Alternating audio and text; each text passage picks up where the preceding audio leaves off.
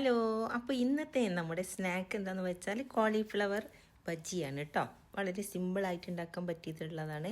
നല്ല അടിപൊളി സ്നാക്കാണ്. അപ്പോൾ നല്ല ഫ്രഷ് ആയിട്ടുള്ള കോളിഫ്ലവർ എടുത്ത് ഇത് ചെറിയ ചെറിയ പീസുകളാക്കിയിട്ട് മഞ്ഞളും ഉപ്പും വെള്ളത്തിൽ ഇട്ട് വെക്കണം കുറച്ച് സമയത്ത്. അതിലെ പുഴുക്കളൊക്കെ പോകാൻ വേണ്ടിയിട്ടാണ്.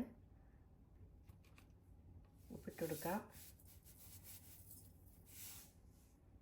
കുറച്ച് സമയം നല്ല വെള്ളത്തിൽ മുങ്ങിക്കിടക്കുന്ന പോലെ വെള്ളം ഒഴിച്ച് കൊടുക്കാം. കുറച്ച് മഞ്ഞൾപ്പൊടി കൂടി ഇട്ട് കൊടുക്കാം കേട്ടോ.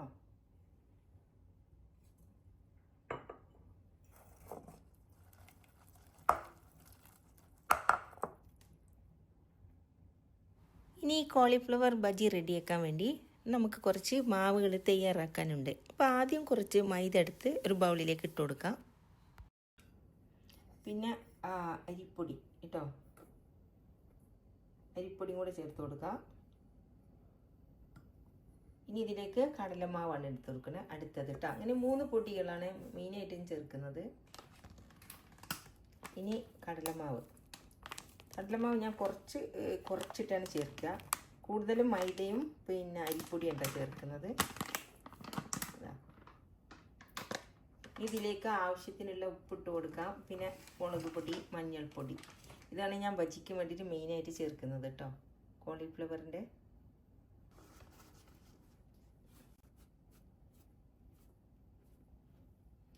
ഇതൊക്കെ നമ്മൾ എരിവിനനുസരിച്ച് ചേർത്ത് കൊടുക്കാം. മുളക് പൊടി ചേർത്ത് കൊടുത്തു. ഇനി മഞ്ഞൾപ്പൊടിയും കൂടി ചേർത്ത്. ഇനിയാണ് മെയിനായിട്ട് വേണ്ടത് നമുക്ക് ഉപ്പ്. എന്നിട്ട് കോളിഫ്ലവർ ഉണ്ടല്ലോ, ഉപ്പ് വെള്ളത്തിലും മഞ്ഞൾപ്പൊടിയിലും ഇട്ടിട്ട് കട്ട് ചെയ്ത് കുറച്ച് നേരം വെച്ച കോളിഫ്ലവർ ലാസ്റ്റ് ഇതൊന്ന് കലക്കിയതിന് ശേഷം ഞാൻ ഇട്ട് കൊടുക്കുന്നത് കേട്ടോ. ഇതൊന്ന് തിക്കായിട്ട് കലക്കിയതിന് ശേഷം ഞാൻ ആ കോളിഫ്ലവർ ഇട്ട് കൊടുക്കുക ചെയ്യുക. അപ്പോൾ ആവശ്യത്തിനുള്ള ഉപ്പും കൂടെ ചേർത്ത് കൊടുത്തു. കുറച്ച് ആവശ്യത്തിന് വെള്ളം ഒഴിച്ചിട്ട് തിക്കായിട്ടൊന്ന് കലക്കിയെടുക്കുക കേട്ടോ. നല്ല തിക്കായിട്ടാണ് കലക്കിയെടുക്കുന്നത്.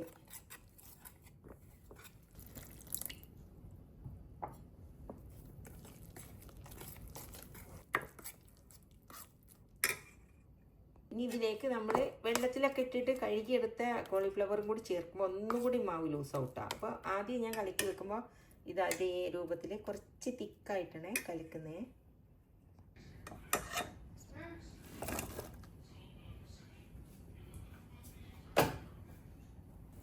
ഈ കോളിഫ്ലവറിൽ ഓരോ സ്ഥലത്തും ഓരോന്നിൻ്റെ മുകളിലും ഈ മാവ് പിടിക്കുന്ന രീതിയിൽ ഇത് അതുപോലെ മെല്ലെ നമ്മൾ കുഴച്ചെടുക്കണം.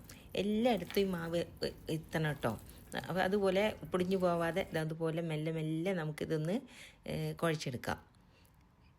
ഇനി ഒരു പാൻ ചൂടാക്കാൻ വെച്ച് നമുക്ക് ആവശ്യത്തിനുള്ള എണ്ണ ഒഴിച്ചു കൊടുക്കാം. ഇത് നന്നായിട്ടൊന്ന് ഡീപ്പ് ഫ്രൈ ചെയ്തെടുക്കാനാണ്.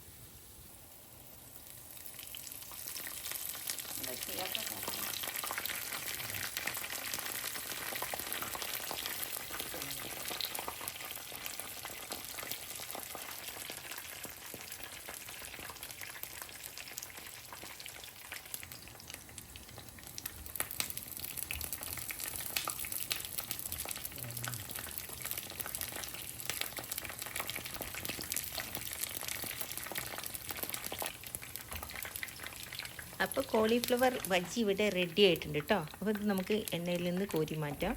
നല്ല ക്രിസ്പിയാണ്, നല്ല ടേസ്റ്റാണ്.